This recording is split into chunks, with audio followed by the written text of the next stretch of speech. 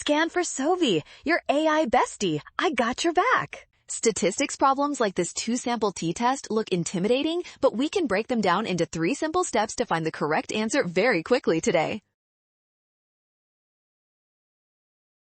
We are comparing 2 independent groups. The null hypothesis states the means are equal, while the alternative hypothesis suggests they are different, which requires us to use a 2-tailed test. Look at the means of 4.96 and 4.61. With sample sizes of 60 and 45, the difference is small relative to the standard deviations, so the p-value is quite large. Since our p-value is greater than the 10% significance level, we fail to reject the null hypothesis. There is simply insufficient evidence of a difference between these groups. Smart move! Scan the code. You can learn better with Sovi. Don't ignore the p-value. Always verify alpha and compare it to your calculated p-value.